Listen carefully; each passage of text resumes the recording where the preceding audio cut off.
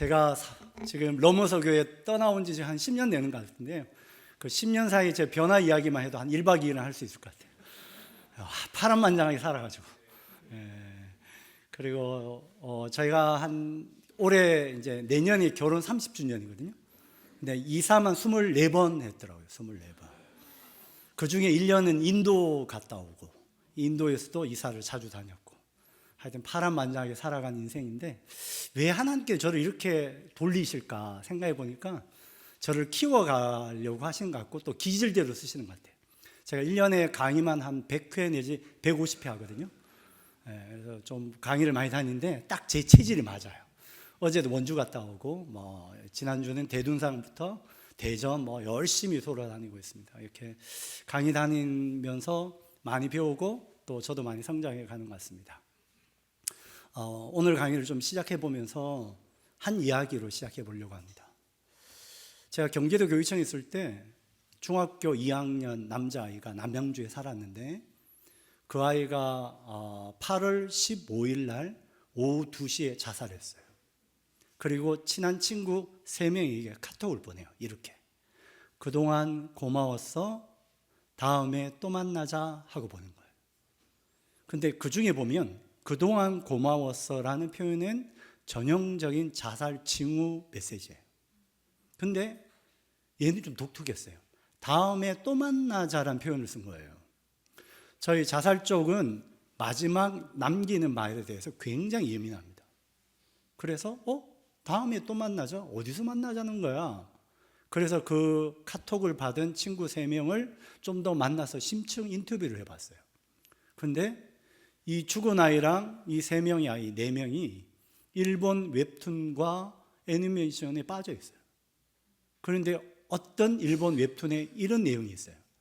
8월 15일 날 오후 2시에 자살하면 다음 생에 좋은 부모 만난다는 거예요.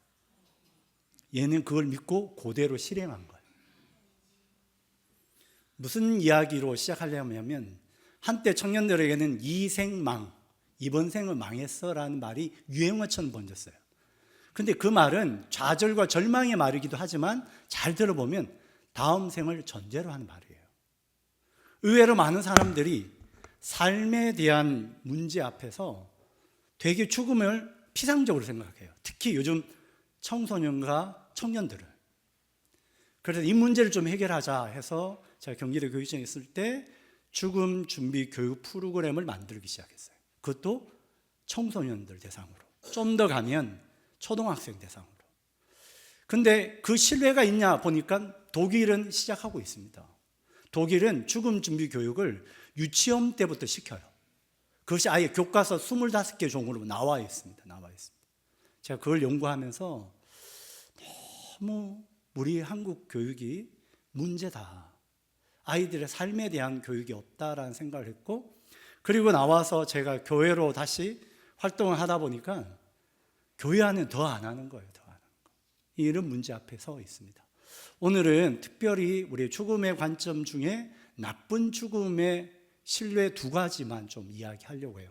사실은 오늘 제가 고민을 한 게 뭐냐면 호스피스 이야기를 좀 하려고 하다가 뺐어요. 왜냐하면 호스피스 되게 중요하거든요. 최근에 연명의료법이 통과되면서 호스피스가 의료 수가로 적용이 됩니다. 우리 3차 병원 중에는 그 호스피스 병실들이 있어요. 그 이야기도 할까 하다가 오늘 못 넣었어요. 시간이 없어서.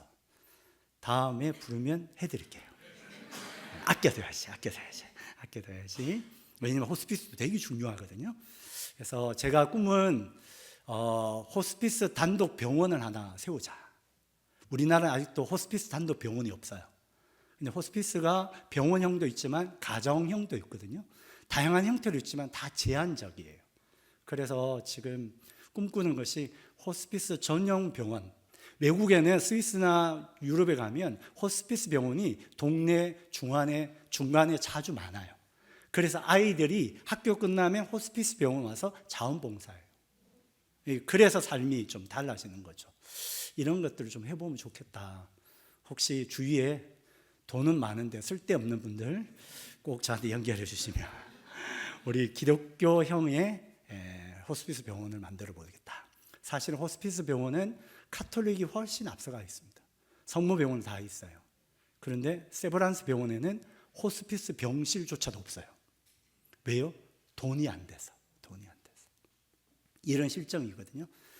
다음에 오면 제가 호스피스 이야기도 좀 해드리려고 합니다. 또 기회가 되면 우리 존엄사 이야기도 본격적으로 좀 이야기 드리면 좋을 것 같고요. 오늘은 특별히 제가 강의를 시작하기 전에 보니까 예인교회 교인들은 참 힘들겠어요. 이거 뭐 밥 먹고 숨 쉰 틈을 안 주시고 그냥 강의로 몰아가는 이 여유들 없는 이 삶이. 그럼에도 불구하고 잠시 제 강의 시작하기 전에 제가 노래 한 곡을 준비했거든요. 제가 부르는 거 아니에요. 들려드리려고. 최근에 조용필 스님이 20집 앨범을 발간했어요. 그리고 뮤직비디오를 만드는데 그게 바로 타이틀곡 제목이 그래도 돼라는 노래예요. 오늘 같이 듣고 시작할게요. 틀어주십시오. 아닌데 조금씩 움직여.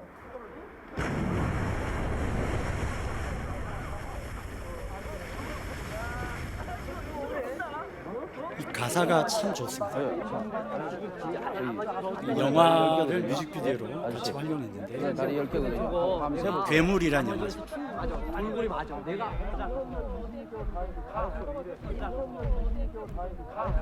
또 나올 줄 모르잖아요.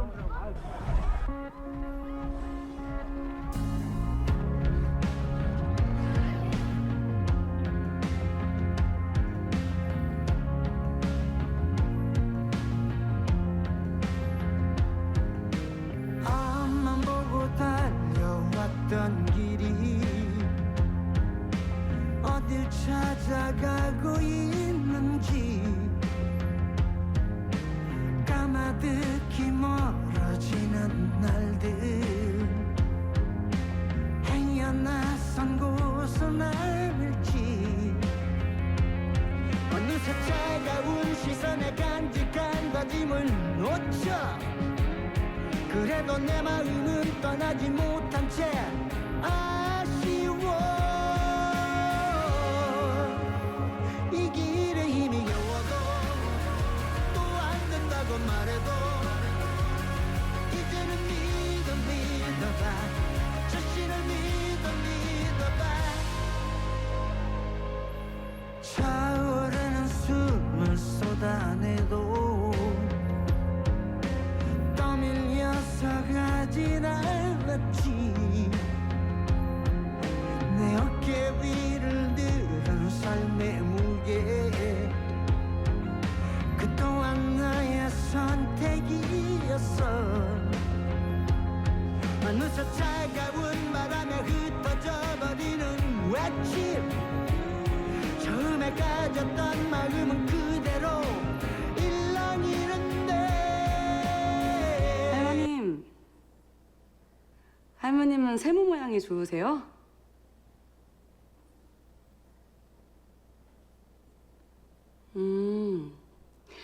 그러면 세모 모양 구멍에 한번 넣어볼까요?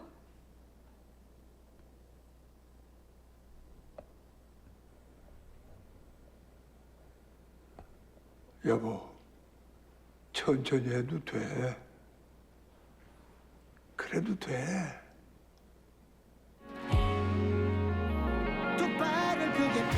엄마, 아빠랑 박서방이랑 빼고 우리 둘이서 여행 가기로 했잖아. 엄마가 겨울에 해준 식혜 진짜 맛있어. 자주 못 와서 가지를 안 새게 되게 많이 좋아 보이시. 비 온다더니 안 오나 보네. 이렇게 선선할 때 둘이 한 바퀴 돌면 좋잖아.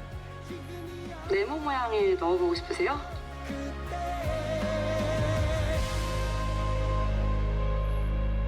지치고 힘이 들 때면 이쯤에서 쉬어가도 되잖아 그래도 돼 늦어도 돼 새로운 시작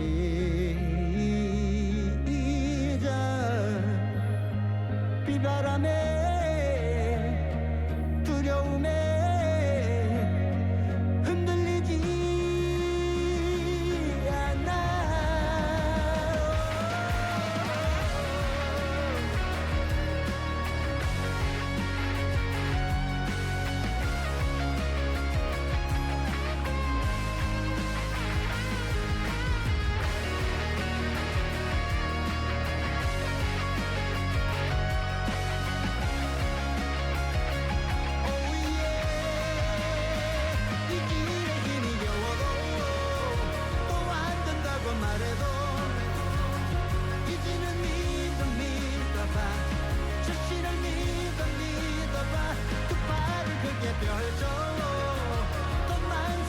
않게 이제는 믿어봐 자신을 믿어봐 이제는 믿어봐 자신을 믿어봐 지금이야 그때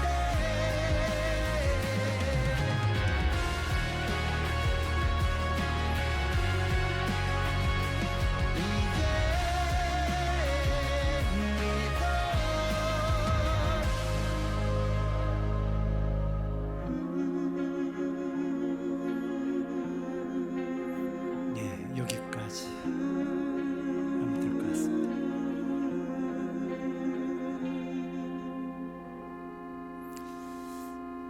노래 좋죠? 별로 감동이 없네. 제가 너무 좋아해서 요즘 이 곡만 제가 좀 듣고 있거든요. 70넷 된 이 조용필 선생님의 목소리가 아직도 여전히, 그런데 그 가사가 너무 좋아요. 근데 오늘 우리 시대를 반영하는 것 같습니다. 앞만 보고 달려왔던 우리들에게 좀 천천히 가도 돼, 쉬었다 가도 돼 하는 메시지인 것 같습니다. 여러분, 좀 쉬었다 가셔도 돼요. 너무 앞서가려고 하지 마시고. 저도 이렇게 55인데요. 어른들 계시지만 저도 앞만 보고 열심히 달려왔거든요. 저는 19살 때부터 전도사 생활을 시작해서 지금까지 오로지 그냥, 일단 일명 또 가방끈도 길어요. 신대원 졸업하고 다시 수능 봐서 가톨릭 때 또 4년 여기 부천, 여기 낮에는 저 여기 도당동 철강 공장에서 4년 노가다 하면서 저녁에는 사회복지 공부하고 4년, 졸업하고 또 고대 가서 석사학위 3년, 그리고 플러에서 박사학위 하고, 그 플러에서 박사학위 받을 때 제가 교회 개척해서 사역할 때였거든요. 넘어서 교회 정신없이 살았습니다. 근데 지금 보니까 천천히 가도 되는 것 같아요. 그런 이야기들 오늘 좀 해보려고 합니다. 제가 넘어갈게요. 비견에게는 오늘은 좀 더 우리 현대를 좀 볼 필요가 있어요. 의외로 제가 공무원 생활하고 밖에 나와 보니까 우리 사회의 여러 가지 면들을 좀 더 다시 보게 됐어요. 그 중에 제일 첫 번째로 우리나라의 가족 형태가 바뀌고 있습니다. 특별히 1인 가구가 급증하고 있습니다. 제가 2년 전에 서울시 연구용역으로 서울시 1인 가구 연구를 했습니다. 그 중에 주제가 고독사였어요. 고독사. 제가 고독사 연구하면서 제일 먼저 가본 곳이 어디냐면 관악구에 있는 대학동입니다. 대학동. 옛날엔 그걸 고시촌이라고 그랬어요. 서울대학교 아이들이 고시 준비하면서 모여서 공부하는 촌입니다. 근데 지금은 대학동에 모여 있는 인구가 청년들은 하나도 없습니다. 다 누구? 1인 가구 중에 50대, 60대 남성들로 채워있습니다. 여러분, 우리나라의 1인 가구 비율이 엄청나게 늘고 있습니다. 여기 표 보시면 2019년만 해도 30.2%, 다시 말하면 전체 가구 중에 1인 가구가 제일 많아요. 제일 많아요. 우리가 TV 보면 4인 가족이 모여서 밥 먹는 그림은 이제 상상 속의 시대라는 뜻이에요. 상상 속의 시대. 더한 것은 서울은 더더욱 많습니다. 서울은 총 4.9%, 약 35%가 1인 가구입니다. 1인 가구. 그런데 서울은 1인 가구의 특징이 있습니다. 20, 30대가 제일 많아요. 이 말은 지방에 있는 애들이 다 서울로 대학으로 와서 직장으로 와서 1인 가구로 원룸에 사는 거예요. 제 딸이 한 2년 동안 독립했다가 1인 가구로 지냈어요. 그게 성균관대 해화동이죠. 거기에 1인 가구 지냈는데요. 조그만 빌라에 다 원룸으로 다 되어 있어요.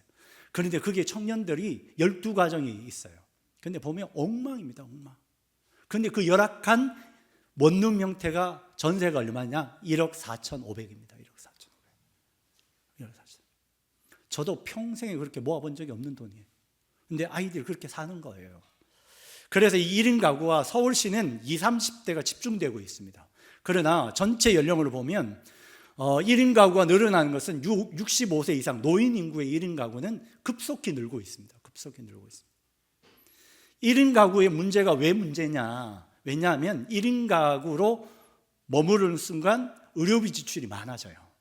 그리고 만성질환 빈도도 높아지고, 쉽게 말하면 1인 가구가 되는 순간 심리적 저항선들 또한 여러 가지 부분들이 힘들어져요. 여러분, 아까 이야기했지만 고독사란 기준은 돌아가시고 일주일 후에 시신이 발견되는 거예요. 제가 고독사 연구할 때 요즘은요, 고독사가 이루어지면 그 공간을 누가 청소를 하냐면 건물주가 합니다. 건물주가. 그런데 건물주가 청소를 부탁하는데 일반 청소를 못 해요. 왜? 특수 청소를 해야 돼요. 제가 돌아가신 지 한 달 만에 발견된 고독사 그 집을 특수 청소하는 분과 함께 들어갔는데요, 제가 3일 동안 밥을 못 먹었어요. 여러분, 사람이 죽고 나면 그런 냄새가 나는지 몰랐어요. 얼마나 악취가 나는지요. 악취가. 참고로 우리나라는 고독사 또는 자살의 현장이 일어났던 건물을 공시를 하지 않습니다. 이곳이 그 자리예요 라고 안 알려요. 근데 일본은 공시하게 되어 있어요. 공시. 그런 의미로 고독사 문제가 벌어졌을 때 여러 가지 문제가 잡혀 있습니다. 여기 보시면 식사 문제도 있고 여러 가지 생활이 다 무너져요. 여러분, 우리나라의 1년에 고독사로 죽는 숫자만 3,400명입니다. 3,400명. 그 중에 가장 많은 연령대는 50대입니다. 50대. 그런데 남자가 많을까요? 여자가 많을까요? 절대적으로 남자가 많습니다. 남자가. 고독사의 80%가 남성입니다. 남성. 그 말은 4, 5, 60대 남성이 가장 취약합니다. 여기 그 해당되시는 우리 석인님, 문영현님 잘 우리 돌봐야 돼요. 취약한 거예요. 취약해. 왜냐하면 우리나라는요, 남성들은 주로 호칭이 직장의 호칭을 그대로 가져옵니다. 선생님이면 교장 선생님, 그리고 과장 출신이면 과장님, 이 호칭이 있어요. 근데 직장을 나오는 순간 호칭을 잃어버려요. 여성의 호칭은 주로 누구예요? 자녀의 호칭으로 합니다. 이건 평생 나는 거예요. 그런 면에 보면 어느 순간 남성들이 호칭을 잃는다는 것은 직위를 잃어버리고 삶의 자리를 잃어버린다는 뜻이에요. 저도 50대 중반이잖아요. 제가 취약하거든요. 저를 좀 잘 보살펴 주시고 반응도 잘해 주시고, 오늘 여러분 중에 좀 강의하는데 별로 반응이 없으면 제가 마음이 아파가지고 상처받거든요. 이렇게. 무슨 말이냐면 오늘날 우리 시대에 남성들이 굉장히 취약하다. 좀 이따 제가 다시 이야기하지만 자살도 제일 많은 연령대가 50대, 40대, 60대입니다. 겹치죠. 그것도 자살은 여성보다 남성이 2배 반이 많아요. 그렇다면 다 요 세대들이 제일 힘들어요. 왜냐하면 인구수가 제일 많은 세대예요. 우리나라 인구는 종령으로 이루어졌어요. 종령. 이 중간 단계가 인구가 굉장히 많습니다. 아까 제가 이야기했죠. 1년에 35만 명이 죽고 태어난 아이들 몇 명일까요? 30만이 안 됩니다. 20몇만. 그래서 인구수가 준다고 이야기하잖아요. 요즘 학교 가면요, 폐교되는 학교들이 많아요. 그리고 학생들이 한 반에 7명 학교들도 많습니다. 이 말은 우리나라의 연령 부부로 보면 1인 가구가 중장년 남성들이 많아지고 있는 거예요. 1인 가구의 특징은 정신적으로 힘들어요. 우울감도 많고 외로움도 많아요. 그래서 아예 영국은 외로움청을 국가 정부 기구 이름으로 하나 만들었어요. 우리나라 같으면 보건복지부처럼 외로움청을 만들었어요. 일본도 만들고 있습니다. 이런 것들이 다 맞물려 있습니다. 제가 1인 가구의 실태를 이야기하려면 1박 2일 할 수 있습니다. 1박 2일. 얼마나 취약한지요. 그래서 이 문제가 지금 우리 사회에 가장 심각한 문제로 대두되고 있고, 최근에는 서울에서 문제 해결을 나서고 있습니다. 뭐냐면 각 구별로 1인 가구 지원센터를 만들었어요. 아예. 그리고 그 통계를 갖고 1인 가구 지원 사업을 합니다. 그런데 몇 년 전 박원순 시장 있을 때 가장 활성화된 1인 가구 지원 사업이 뭘 했냐면 공유부엌 사업을 했어요. 공유부엌. 쉽게 말하면 교회 안에 주방시설이 비어있는 그 공간을 일주일 동안 지역에 있는 1인 가구가 식사를 해먹을 수 있는 공간을 오픈한 거예요. 제일 성공한 케이스가 아까 말했던 관악구 대학동이었습니다. 대학동. 조그만 교인수 30명도 안 되는 교회가 시작했어요. 공간을 빌려서 처음에는 주방시설 넣고, 그 다음에 냉장고 넣고, 그리고 라면을 자연스럽게 끓여 먹을 수 있도록, 그리고 김치 넣고, 김치만 먹으면 좀 아쉬우니까 파 넣고, 그리고 계란도 넣으라고 하고, 그 다음 또 누가 보니까 후원을 해요.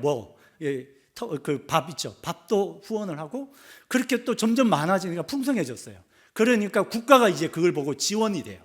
우리가 도와줄게. 교회가 그냥 하지 말고 우리가 도와줄게. 여러분 잘 보세요. 요즘은요, 교회가 시작하면 국가가 가만히 안 돼버려도요. 지원을 합니다. 지원. 그래서 많은 일들을 해요. 이 목사님이 그렇게 공유부엌을 하면서 뭘 했냐면 그렇게 나오는 사람들이, 여러분 1인 가구가 집안에 있다가 밖에 나오면 삶이 달라져요. 그 목사님의 고백이에요. 처음에 오실 때는 터벅하고 냄새 나는데 이렇게 라면 끓여 먹다가 몇 번 인사하고 나니까 갑자기 외모가 바뀌어요. 수염을 깎고 오셔요. 그리고 샤워를 하고 오셔요. 그래서 이분이 한 1년 하다가 뭘 생각했냐면 옆에 탁구장을 만들었어요. 탁구장. 운동하고 가시라고. 그리고 나서 뭐 하냐? 국가가 뭐예요? 취업 지원 서비스가 고용돼요. 쉽게 말하면 고용노름을 전하니까 일주일에 한 번 이분들 만나서 건강검진도 하지만 취업 알선을 해요. 취업 알선. 제가 그래도 취업지원센터에 도움받아서 취업했잖아요. 목사가 별것 다 했어요. 국민 내일 배움 체험 카드도 만들고, 제가 NGO 단체에 취업할 때 바로 지원 사업 받아서 한 거예요. 받아서. 이런 국가적 시스템이 어마어마하게 좋은데 그들은 도움받을 루트가 없는 거예요. 그 루트를 만들어주는 거예요. 아주 간단한 공유 부엌으로 시작했어요. 그 다음 한 게 뭐냐? 도시락 배달 사업이에요. 도시락 배달. 여러분 1인 가구가 가장 힘든 것이 식사 문제예요. 대부분 다 패스트푸드나 간단한 음식을 먹는데, 그런데 이 도시락을 받으시면서 너무나 좋아하세요. 왜? 양질의 식사를 하시잖아요. 식사를. 그러면서 확인 작업이 들어가는 거죠. 우리나라가 참 시스템 잘 되어 있습니다. 여러분 주민센터 가면 긴급복지 서비스라는 게 있습니다. 긴급복지 서비스. 제가 또 사회복지 전공이라 그게 가면 많은 부분들이 국가적 시스템 안에서 다 담고 있습니다. 다 담고 있어요. 근데 문제는 발굴이 안 돼요. 발굴이. 주소지를 이전 안 한 상태에 머물러 있는 사람이 너무 많아요. 너무 많아요. 이런 것들이 다 문제예요. 1인 가구를 어쨌든 국가가 이 문제를 해결하기 위해서 나서고 있습니다. 근데 국가만 그러냐? 아니요. 아산 나눔 복지재단이라고 우리 현대그룹에서 가장 큰 복지재단이에요. 거기에서 외로움 방지를 위한 고독사 예방 사업을 본격적으로 추진하고 있습니다. 그래서 그들이 하고 있는 것 중에 하나가 뭐냐면 11월 11일이 무슨 날입니까? 네, 우린 빼빼로 데이라고 그러죠. 어떤 분은 가래떡 데이라고 합니다. 그런데 11월 11일 무슨 날로 바꾸냐면 외로움 데이라고 정합니다. 혼자만 있지 말고 플러스 하자. 그 운동도 그들이 하고 있어요. 종합하면 1인 가구는 많아지고 여기에 관련된 수많은 문제들이 발생되고 있습니다. 이 문제들을 어떻게 해결할 건가? 그 부분에 대해서 국가도 지금 나서서 많은 아이디어를 내고 그리고 연구하고 있고 돕는 시스템을 만들고 있어요. 그래서 이 부분들을 본격적으로 지원하는 시스템을 만들고 있습니다. 그렇다면 우리 교회는 어떻게 할 건가? 우리 교회는 많은 교회들마다 그 고민을 하고 있지 않아서 문제인 거죠. 고독사의 가장 큰 문제는 공동체성 상실입니다. 공동체성 상실. 우리는 공동체성을 다 잃어버렸어요. 지역에 누가 사는지 전혀 잘 모르죠. 그리고 또 하나 낮은 네트워크예요. 쉽게 말하면 관계망이 좁아요. 시골 목회하는 친구들이요, 시골 목회를 힘들어해요. 왜 그런 줄 아세요? 목사님 밖에 나갔다 오면 교인들이 바로 전화 와. 목사님 어디 가세요? 전화 오는 거야. 우리 시골 교회는요, 교인들이 완전히 레이더망으로 목사님 어디 가는지 다 일일이 다 찾아. 그러니까 숨 막혀 죽을 것 같대요. 그래서 우리 친구가 함양에 있다가 6년 만에 도망 나왔어요. 숨 막혀 죽겠다고. 이런 거죠. 근데 그게 숨 막히기도 하지만 솔직히 말하면 안전망이잖아요. 혹시 응답하다 1988 보셨어요? 동네에 사람이 복도에서 놀았어요. 마을에 이렇게. 예? 이렇게 골목에서 놀았다고요? 요즘 없잖아요. 이런 거죠. 제 아내가 올해 그 남부 이탈리아를 갔는데요. 이탈리아는 아직도 그런 거 있어요. 마을 입구에 어른들이 앉아서 배나라, 콩나라, 누가 들어오냐 다 간섭한대요. 간섭해. 이게 공동체성이거든요. 그런데 우리는 오늘날 사라져버려 있는 거죠. 자, 그렇다면 이 문제를 낮은 네트워크 그리고 개별화되어 있고 그리고 개인화되어 있는 이것을 어떻게 해결할 거냐. 저는 첫 번째 타켓을 중장년으로 먼저 잡아야 된다고 보고 있는 거예요. 왜? 가장 취약해요. 그리고 대상은 남성 중심으로. 그래도 여성들은 관계망이 훨씬 좋아요. 근데 남성들이 취약한 거예요. 그래서 이 부분을 어떻게 잡아서 그들을 끌어올 건지. 그래서 한 예로 양천구에서 나비남이라는 조직을 만들어요. 뭐 이런 거. 그리고 부산 남구도 이런 사업들을 해요. 이런 예들은 꽤 많습니다. 꽤 많습니다. 이거 이야기하면 또 1박 2일 하니까 공동체가 우리 지역 안에 특별히 중장년 남성의 1인 가구들을 어떻게 돌볼 건가. 제가 마지막 강의 끝때쯤 되면 그래도 만나면 그분들의 안부를 어떻게 물어야 될지 안부 묻는 법도 가르쳐 드릴 거예요. 마지막으로. 그래서 이 부분들을 좀 살펴보면 좋겠다. 특히 무용고 사망자 문제는 심각합니다. 아무 연고 없어요. 요즘은요 무용고 되면요 장례 치르기가 쉽지 않아요. 그런데 몇몇 목사님들이 무용고 사망자 장례 집전을 도와주는 목사들이 있어요. 저는 굉장히 귀한 일이라고 생각해요. 이런 것. 또 저는 좀 개인적으로 자서전 쓰기도 좀 해주면 좋겠다라는 생각도 하고 있고, 뭐 다양하게 우리가 이 1인 가구 문제는 앞으로 우리 사회가 풀어야 될 굉장히 중요한 주제 중에 하나입니다. 이 1인 가구들이 갖고 있는 질병 문제, 뭐 이런 건 다 좀 스킵하고요. 시간이 짧아가지고 이들을 돕는 사업 중에 몇 가지만 안내할게요. 첫 번째로 생명이음 청진기 사업이라고 있어요. 여러분 지역에 가면 정신건강복지센터라는 데가 있습니다.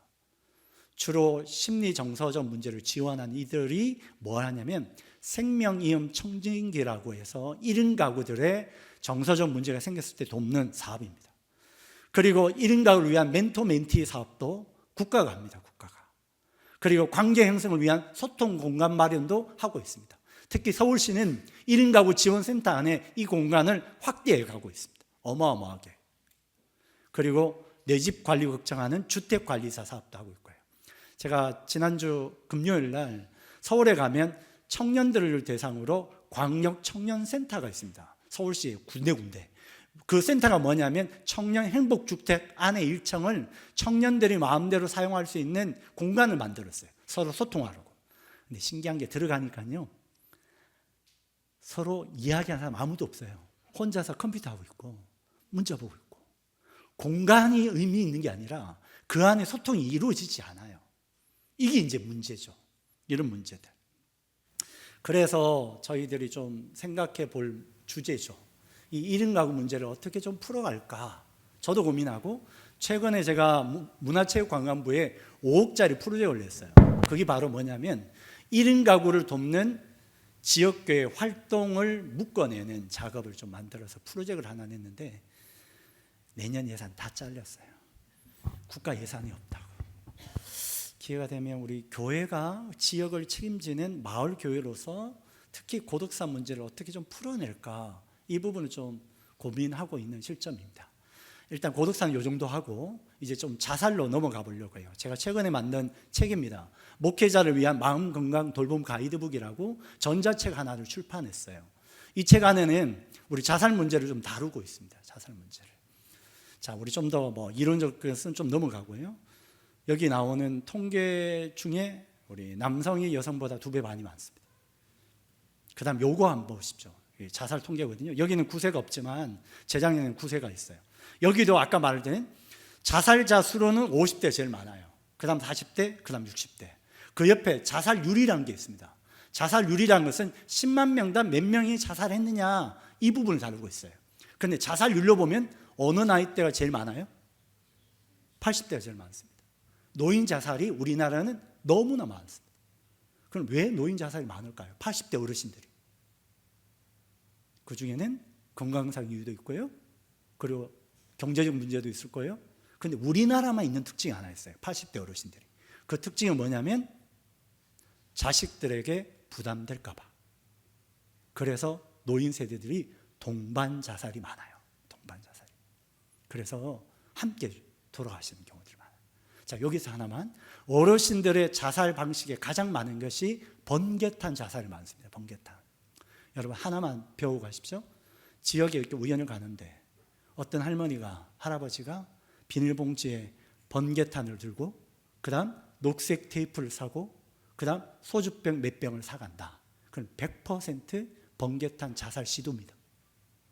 그러면 이분에게 한마디만 해주시면 돼요.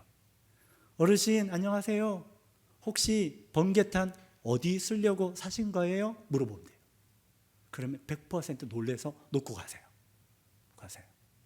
무슨 말이냐면 우리가 사람의 생명을 살리는 게 거창한 게 아니라 질문 하나 하는 거예요. 질문 하나. 너무나 놀랍게. 이 사업이 경기도에서 성공한 사업입니다. 번개탄 자살을 예방하는 가장 중요한 사업으로 다루었는데 누굴 교육시켰냐? 번개탄 판매하는 편의점과 슈퍼마켓 주인들에게 교육한 거예요. 이런 거죠. 또한 옛날에는 농약 자살이 많았습니다. 농약, 시골의 어르신들이. 왜냐하면 제초제가 독하잖아요.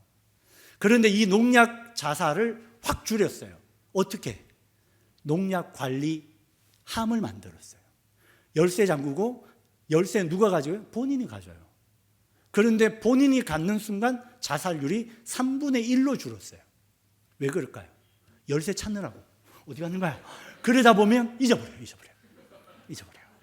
그 순간을 모면하는 거예요.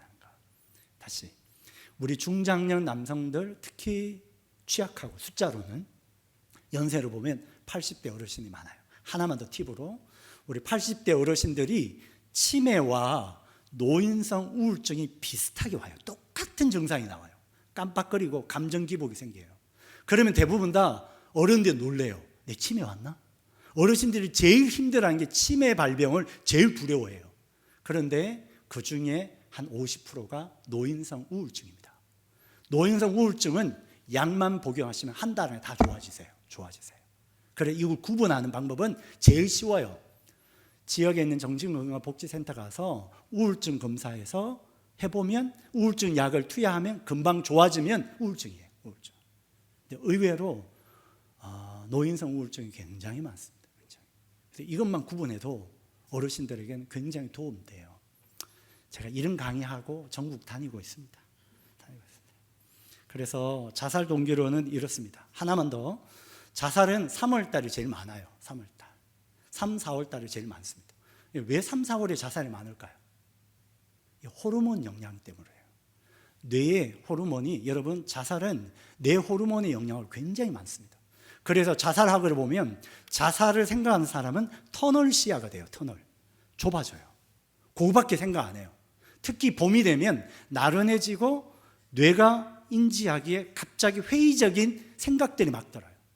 그리고 또 하나, 남들은 너무나 꽃 구경 간다고 행복할 때 나는 너무 우울한 거야. 이 괴리가 큰 거예요.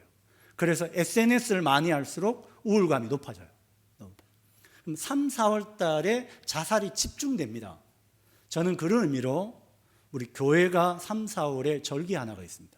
가장 교회의 중요한 절기 뭡니까? 사순절입니다. 사순절. 저는 이 사순절을 생명의 기간으로 삼으면 좋겠다. 우리가 죽음을 생각하면서 그리고 부활을 꿈꾸면서 그러면서 내 주위에 어떤 사람들이 이 죽음의 골짜기를 지나가고 있는지 돌보고 그들과 함께하는 것. 그러면 어떻게 돌보냐? 그건 조금 이따가 제가 끝으로 그들에게 어떻게 말 걸기 하는 것은 안내해 드리겠습니다. 이런 걸 프로그램 하면 제가 또 총동 전도주일보다 더 잘할 수 있을 것 같은데 이런 거죠. 어쨌든 3, 4월이 제일 많습니다. 그리고 지역으로 보면 여러분 여러 지역에서 오셨잖아요. 우리나라가 지금 자살률이 제일 높은 데가 충남입니다. 그럼 충북, 그럼 강원. 강원, 충남, 충북이 매년마다 1, 2, 3등을 번갈아 가면서 해요. 왜 그럴까요? 어떤 분에게 물었더니 터가 안 좋아서 그렇다고. 그렇지 않고요.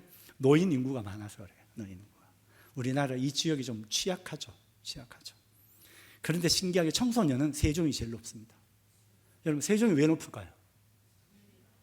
세종시에 중앙정부 청사가 있다 보니 고위직 공무원들이 많아요. 쉽게 말하면 잘 나가는 부모 밑에 자식들이 힘들어요. 여러분 자식들 되게 힘들겠죠? 아닌가? 저는 너무 감사해요. 제가 잘 안 나가서 우리 딸이 힘들 일이 없어. 뭐 이런 거죠. 세종시가 아이들의 삶의 질은 되게 힘듭니다. 노인은 똑같이 갑니다. 강원, 충북, 충남으로 가고요. 자살률 3개 시군구가 있습니다. 제일 높은 데가 강원도 삼척, 그리고 경북 영천, 경남 밀양, 그리고 군으로 보면 경북 성주, 영덕, 부안, 대부분 다 시골 지역입니다. 근데 부산으로 보면 광역시 안에는 부산은 중구, 대구는 서구, 충청, 함전, 천안시 동남구, 이게 구별로 지역은 대부분 다 구도심지예요. 구도심지. 이 지역들이 열악합니다. 저는 개인적으로 여러분들이 여러분 살고 있는 지역에 1년에 몇 명 정도가 자살하는지 알 수 있습니다. 알 수 있습니다. 이런 것들을 살펴보면 좋을 것 같고요. 자살은 직업별로 학생, 가사, 무직이 제일 많습니다. 그런데 최근에 전문직들의 자살이 높아지고 있습니다. 제가 해보니까 공무원들 대상으로 연구해 보니까 공무원들 중에 제일 많은 자살 직군이 누구냐면 경찰관입니다.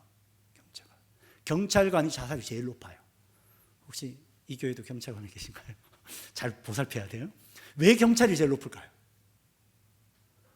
위험한 현장에 제일 먼저 있는 사람이 경찰입니다. 자살 현장에서 시신을 제일 먼저 보는 사람도 경찰이고요.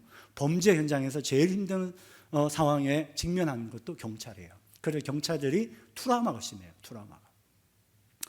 저희 기관에서 한 3년 동안 공무원 대상으로 회복 탄력성 프로그램을 진행했어요. 그때 경찰 중에 한 사람이 이렇게 화상을 입어서 왔더라고요. 나중에 밥 먹으면서 물어봤어요. 어떻게 화상을 입었냐? 그러니까 그분이 그래요. 자기가 원래 담당이 여성 청소년계예요. 특히 데이트 폭력을 피해자와 가해자를 돕는, 가해자 처벌하고 잡는 그 수사를 전담하는 경찰이었대요. 근데 자기 대상자 중에 스토킹 피해자가 있는 거예요.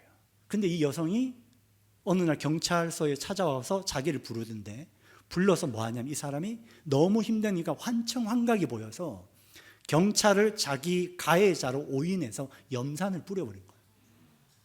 근데 피한 게 이렇게 내려앉았어요. 이렇게.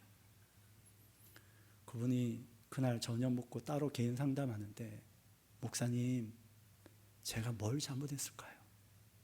저는 도와주려고 갔는 그 자리에 저렇게 염산을 퍼부으셨어요. 여러분, 염산이 화상을 입으면요 얼마나 힘든 줄 아세요? 일주일마다 이거 벗겨내야 돼요. 진통제를 쓸 수가 없어요. 그럴 때마다 자기는 죽고 싶어서 자살 시도도 3번 했대요. 그 삶의 회의가 들어서 여기 왔는데 자기가 여기서 너무 위로가 됐다고. 우리 인생에서는 좋은 의도로 다가갔다가 그것이 반대로 급부를 받으면 그 상처와 데미지가 너무 커요. 이런 거죠. 오늘 우리 시대가 여기까지 와 있습니다. 여러 가지 정신적인 문제로 힘들어하는 분들도 많습니다. 우리나라가 정신질환 발병률이 24.7%예요.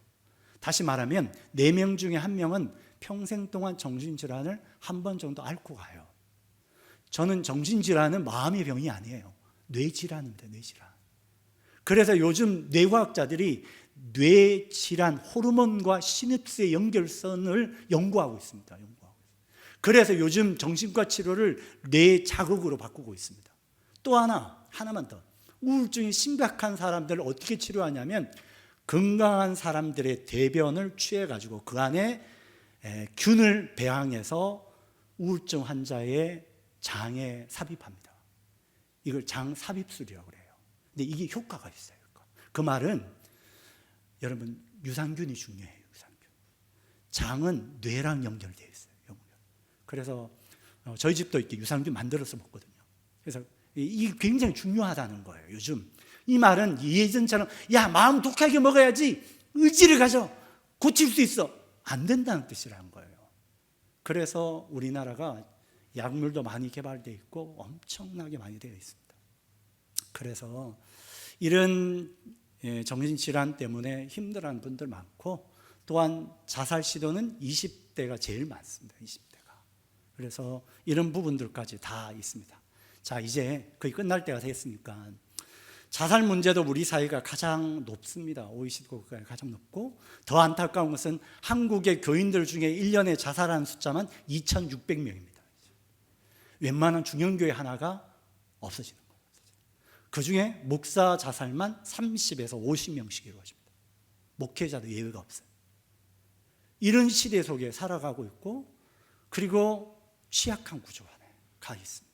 다시 종합하면 나쁜 죽음의 가장 안타까운 죽음 중에 하나는 고독사와 그리고 자살입니다. 자살.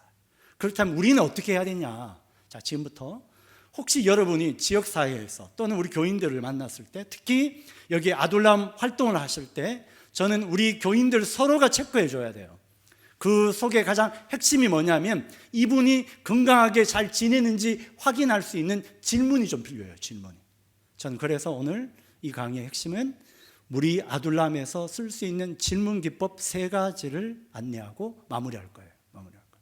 만나시면 제일 먼저 첫 번째 이렇게 질문을 시작하셔야 돼요. 집사님, 성도님, 잠 잘 주무세요? 하고 물어야 돼요. 왜요? 수면 문제와 정서 문제는 직결되어 있습니다.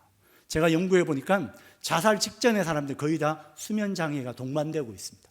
정신질환이 발병할 때 항상 따라오는 것이 수면 장애입니다. 수면 장애. 그래서 잠자는 문제는 굉장히 중요합니다.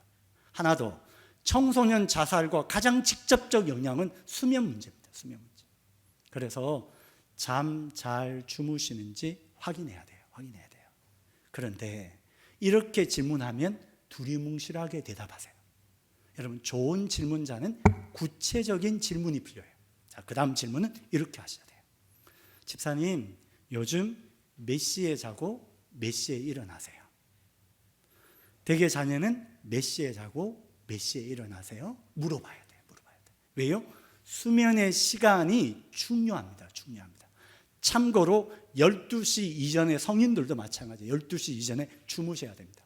왜냐하면 그때 자야 뇌 안에 심리 안정 호르몬이 분비가 됩니다. 여러분, 제일 심한 고문이 뭐냐면 잠 안 재우는 거예요. 잠 며칠만 안 자면 사람 미쳐버려요. 이 말은 수면이 어마어마하게 중요하다는 뜻이에요. 제가 요즘 번역하고 있는 책 중에 하나가 성도들과 함께 이런 공부를 하는 성경 공부 교재를 번역하고 있습니다. 번창이라고 16가지 주제를 가지고 함께 공부하는 모임을 만들어요. 잠 잘 자는 법, 그리고 운동요법, 이런 걸 미국에는 이런 것들을 성경 공부 교재로 만들어져 있어요. 또 얘기해요. 구체적으로. 다시 우리가 신앙에서 삶의 형태로 나아갈 때 구체적인 말씀의 근거로 훈련할 수 있도록 돕는 게 중요하다는 거예요. 다시 몇 시에 자고 몇 시에 일어나는지 물어보셔야 돼요. 두 번째, 똑같은 수면 시간이라도 수면의 질이 달라질 수 있어요.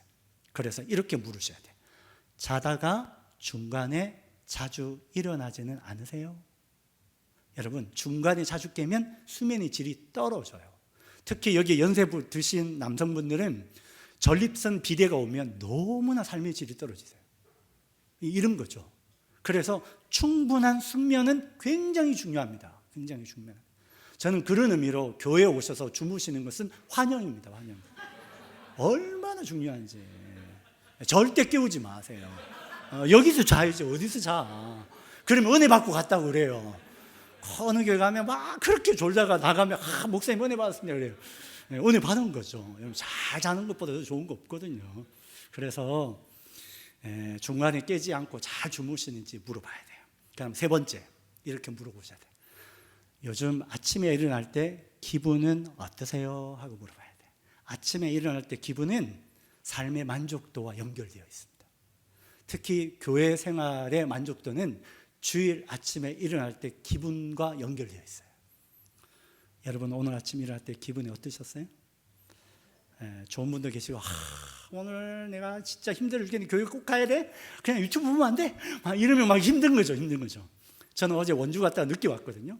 그래서 아침에 딱 일어나서 우리 집에서 출발하는데 기분이 너무 좋게 아침에 눈을 떴어요. 왜냐하면 여러분 보려고. 설레서.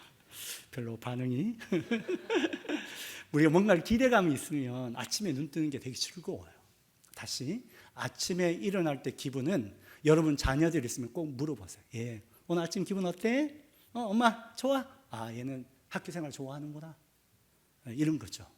대부분 다 자살은 월요일날 제일 많이 일어나요. 한 주에 시작하게 하는 그 시간을. 그래서 아침에 일어날 때 기분을 물어보는 건 중요합니다. 마지막 네 번째, 몇 시에 자고 몇 시에 일어나는지, 중간에 안 깨는지, 아침에 일어날 때 기분 어떤지, 맨 마지막은 뭐냐면 요즘 악몽이나 가위 눌린 경험은 없니? 하고 물어봐야 돼요. 쉽게 말해 잠잘 때 꾸는 꿈에 대해서 물어보셔야 돼요. 제가 박사학위를 받고 지금까지 연구하는 주제 중에 하나가 꿈 연구예요. 꿈 분석. 그걸 심리학적으로 심층 심리학이라고 해요. 제가 요즘 쓰고 있는 논문이 뭐냐면 임종 꿈을 연구해요. 다시 말하면 임종 때가 되면 패턴화된 꿈을 꾸셔요. 그 꿈을 꾸시면 한 달 또는 한 달 보름 전 안에 대부분 돌아가셔요. 그리고 임종 때가 되면 신체적 특징도 알 수 있어요. 오늘 강의 중에 집중력 제일 좋은데 이렇게 임종 꿈에 관심이 많아가지고 아직 여러분 때가 안 됐는데 궁금하시면 다음에 부르세요. 오늘 아껴서 해야지. 제가 요즘 꿈 강의를 많이 하러 다니거든요. 꿈에 대한 메시지 중에 트라우마 꿈도 있고 발달 단계에 꾸는 꿈도 있고 직업별로 꿈도 좀 다양해요. 그런 것들 꿈 이야기마다 한 3시간 할 수 있는데 오늘은 여기까지. 어쨌든 잠 잘 자는지 혹시 악몽이나 가위 눌린 경험이 있다면 어떤 꿈인지 여쭤보세요. 하나만 더. 혹시 여러분 자녀들이나 주위의 분들 중에 가족들 중에 왠지 모르게 요즘 너무 힘들어 보이는데 이 사람이 정말 힘든가 궁금하시면 잠자는 자세를 보면 돼요. 어떤 분은 그래요. 어떤 아이는 엄마 나 요즘 사는 게 너무 재미없어. 그냥 확 죽어버릴까? 맨날 이래. 근데 잠잘 때 보면 너무 잘 자. 걱정 없어요. 말만 그런 거야. 말만. 근데 학원도 잘 다니고 너무 잘 순종적인 아이가 잠잘 때보다 이렇게 쭈그려 자요. 그리고 자다가 깜짝 놀라기도 하고, 그리고 또 하나 눈을 감았는데 눈 안에 눈동자가 바라바라 떨려. 얘는 불안도가 엄청 높은 아이예요.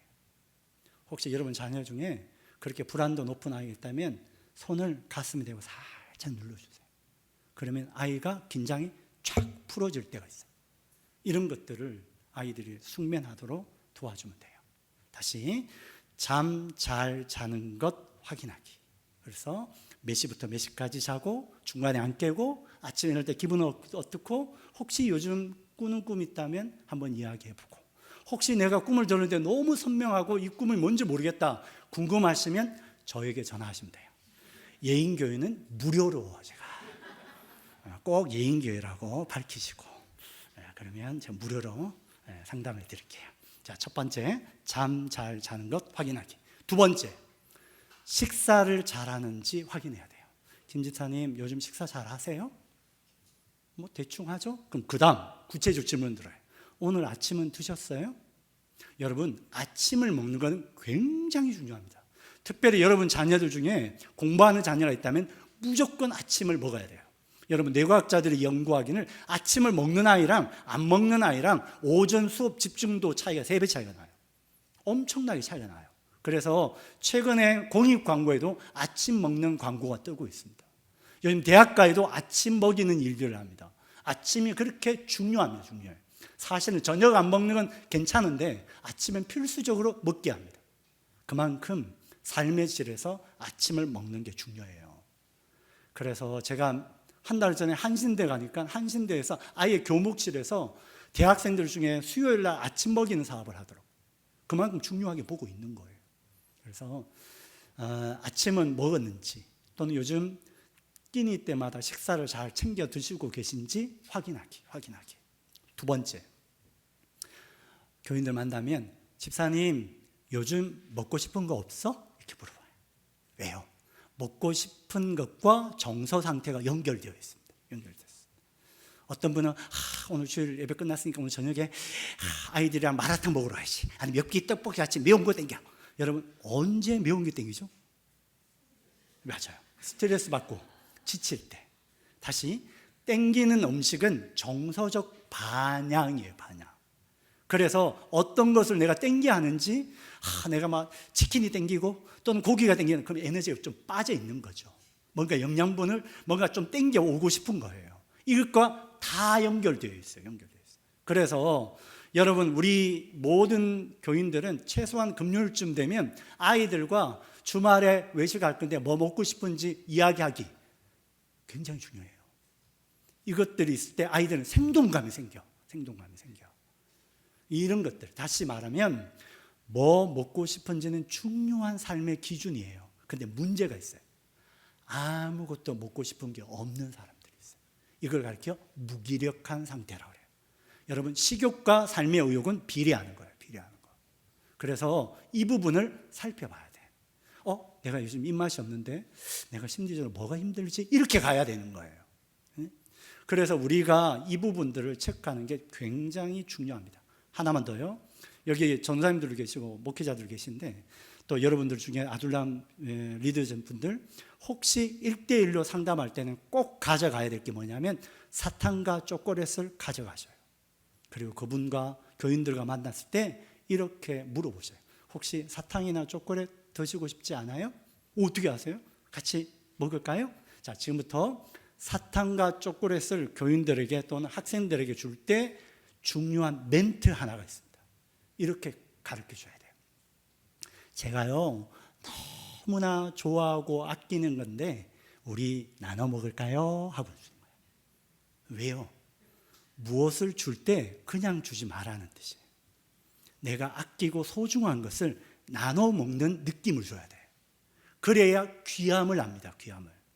우리는 어느 순간에 교회가 가치를 잃어버렸어요. 여러분, 명품과 짜가를 구분하는 법 아시죠?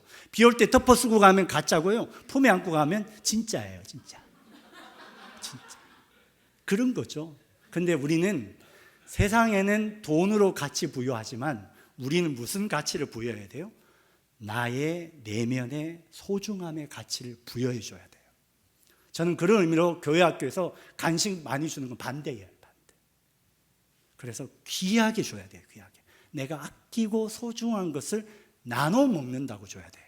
또 하나, 같이 드셔야 됩니다. 같이 드셔야 돼요. 특히 아둘람 리더들은 아둘람 식구들 신방 갈 때 이 툴을 가지셔야 돼요. 같이 드시면서 한마디 물어봐야 돼요. 어떤 맛이 느껴지세요? 하고 물어야 돼요. 왜 그럴까요? 그분의 단맛과 달콤한 맛과 내가 먹고 있는 달콤한 맛을 같이 공유하고 있다는 것을 확인시켜줘야 돼요. 그것을 가르쳐 뭐라고? 공감이라고 해요. 공감. 우리는 삶을 누군가를 만났을 때 공감받을 때 의미가 있습니다. 얼마나 오랜 시간을 보낸 것보다 더 중요한 것은 짧더라도 그 사람과 내가 무엇을 공감받고 있을 때 짜릿함을 느낄 수 있어요. 저는 공동체성의 확장은 서로 간의 공감입니다. 공감. 이것을 어떻게 가져갈 건가? 그것이 간단한 사탕과 초콜릿으로도 누릴 수 있다. 다시 정리하면 밥 잘 먹는 것 확인하기. 마지막 세 번째, 이렇게 물으셔야 돼요. 오늘 기분은 어떠세요? 하고 물어보세요. 오늘 기분 좀 어때요? 뭐 힘들고 짜증나고 그렇죠? 자, 중요한 것은 기분은 어떠세요? 라는 질문은 중요한 질문이 아니에요. 그 다음 질문이 중요해요. 그 다음 질문은 이렇게 하셔야 돼요. 집사님 오늘 기분 어때요? 너무 신나고 좋아요. 그럼 물어봐야 돼요. 무슨 일 있었어요? 무슨 일 있니? 물어보셔야 돼요. 왜 그럴까요? 사람은 감정 변화가 일어날 때 반드시 전제 조건이 사건이 있어요. 사건. 그 사건을 가르쳐 우리 뭐라고 표현하냐면 촉발요인이라고 합니다. 촉발요인. 사람의 감정은 그냥 이루어지는 게 아니라 뭔가 자극이 있기 때문에 반응하는 거예요. 근데 문제가 있어요. 활발했던 사람이 우울해진 것보다 평소에 우울하고 별 반응 없이 무기력한 사람이 업될 때가 훨씬 더 위험합니다. 자살 심리학에 보면 자살을 결심하면 기분이 좋아져요. 그리고 평소에 안 하는 행동을 해요. 권사님 너무 고마웠어요. 그리고 권사님 너무 짱 좋아. 그리고 그날 저녁에 자살해요. 이런 일이 벌어져요. 다시. 그럴 때 우리는 뭘 해야 돼요? 딱 한마디만 물으면 돼요. 집사님 기분 좋아 보이는데 무슨 일 있어? 그러면 두 가지 반응이 나와요. 진짜 좋은 일이 있으면 수다를 뜰 거예요. 근데 갑자기 회피하려는 사람이 있어요. 아니야, 권사님. 얼굴이 싹 바뀌는 사람도 있어요. 이 사람은 진짜 위험한 사람. 우리도 살다 보면 느낌이 오잖아요. 관계를 하다 보면. 자, 지금부터 그런 쎄한 느낌이 오고 위험한 신호가 감지되면 마지막 질문 하나를 해야 돼요. 오늘 요 강의까지 하고 끝낼 거예요. 그걸 가르쳐 뭐라고 하냐면 게이트 키퍼 질문이라고 해요. 문지기 질문. 생과 사를 가르는 중요한 질문이라고. 그 질문은 이렇게 하셔야 돼요. 집사님, 혹시 지금 자살에 대해서 생각하고 있어요? 물어야 돼요. 이때 질문은 돌려서 말하면 안 됩니다. 직접적으로 물으셔야 돼요. 전 세계 모든 자살 예방 전문가들이 말합니다. 멀쩡한 사람에게 이 질문이 촉발시키는 건 절대 아니라고 해요. 진짜 도와주려면 직접적으로 물으셔야 돼요. 혹시 지금 자살에 대해서 생각하고 있어요? 그런데 그분이 그래요. 아니에요, 집사님. 저 그런 생각한 적 없어요. 그럼 마무리해 줘야 돼. 질문하는 것도 중요하지만 마무리도 중요해. 이렇게. 다행이다. 혹시 그런 생각했을까 봐 내가 너무 걱정돼서 물어봤지. 그럼 고마워할 거예요. 근데 문제는 예, 요즘 저 가끔 그런 생각 해요. 하는 사람이 있습니다. 여러분, 우리나라의 자살 생각률이 25%까지 와 있어요. 그러면 당황하지 마시고 다음 질문 하나 더 하셔야 돼요. 이렇게. 그럼 구체적으로 자살을 어떻게 준비하고 있어요? 하고 물어야 돼요. 그러면 이분이 대답할 거예요. 놀라지 마시고 구체적으로 물어줘야 돼요. 자살은 3단계로 진행됩니다. 하나는 1단계는 생각 단계예요. 2단계는 계획을 세워요. 3단계는 시도합니다. 시도. 이 사람이 지금 어느 단계에 있는지를 파악해야 돼요. 생각하는 단계에 있으면 우리가 돌봄이 이루어지면 돼요. 그런데 계획을 세웠다라고 생각하면 여러분 차원에서 해결할 수 없어요. 그는 전문가에게 의뢰해야 돼요. 자, 그러면 전문가를 어디다 의뢰할까? 여러분, 국가가 자살을 생각하는 사람들을 위한 상담 전화가 24시간 운영되고 있습니다. 전화번호는 109라는 전화번호예요. 불이 나면 119, 마음에 불이 나면 109. 저는 개인적으로 우리 예인교회도 주보 안에 그런 걸 좀 넣어놓으면 좋을 것 같아요. 위험할 때 전화 걸 수 있는, 안전망을 할 수 있는 전화번호 정도는. 그래서 저희 라이프포가 교회 주보 안에 109란 전화번호를 입력하는 운동을 하고 있습니다. 운동하고. 누구든지 언제든지 전화할 수 있는 거 109 꼭 기억하시고, 또 우리 아둘람의 지도자들은 꼭 기억하세요. 우리 식구들 중에 어려운데 어떻게 도와줄 줄 모르겠다, 걱정하지 마시고 129, 이 보건복지부 콜센터예요. 그게 전화하면 이 사람 상황을 이야기하면 지역주민센터가 다 연결해서 도움을 주고 있습니다. 콜센터로 진행돼요. 이런 번호들을 좀 기억하시면 좋겠다. 자, 다시 이 감정 변화 뒤에는 사건이 있고, 그리고 계획 단계로 가면 반드시 전문가 도움을 받으시고, 시도했던 경험이 있는 분들은 여러분이 못 도와줘요. 치료 개입이 필요한 분들 있어요. 혹시 그런 분들이 있으면 저에게 도움 요청하시면 어떤 루트로 도움을 줄지 병원 연계도 도움을 드릴 수 있습니다. 우리나라에 보면 기독정신과 의사협회가 있습니다. 그들과 저희가 연결되어 있으니까 도움을 드릴 수 있지 않을까 싶습니다. 다시 정리하면 우리 주위에 고독사로 또는 여러 가지 삶의 기반이 취약한 분들 만났을 때 어떻게 확인할지는 이 질문으로 여러분이 확인하시고, 그리고 도움 요청도 하실 수 있습니다. 그리고 우리 교회가 앞으로 해야 될 일은 함께 고민하면서 만들어 가보면 좋을 것 같습니다. 오늘 강의는 여기까지 진행해 보겠습니다. 감사합니다.